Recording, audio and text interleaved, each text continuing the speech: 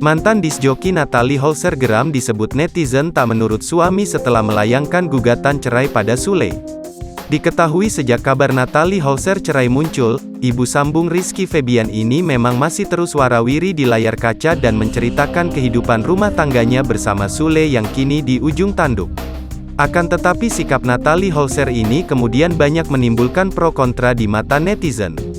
Terbaru, Natalie Holzer geram setelah diceramahi netizen agar menjadi istri yang baik dengan menurut pada suami alih-alih sibuk bekerja.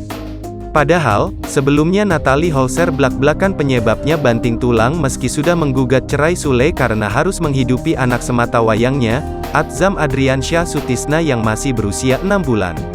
Kalau mau terlihat baik sebagai istri itu lo gak usah susah payah kerja sana sini banting tulang, yang penting lo nurut aja sama suami juga udah lebih dari cukup, kritik seorang netizen di Instagram Natalie Holzer, dikutip Minggu, tanggal 17 Juli tahun 2022.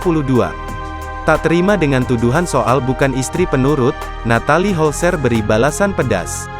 Natalie Holzer meminta netizen tersebut untuk move on.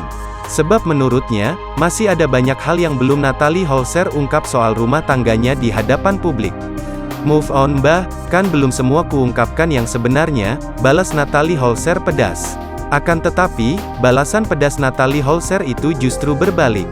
Istri Sule ini kembali dikritik soal dirinya yang kerap mengumbar masalah rumah tangganya ke sana sini.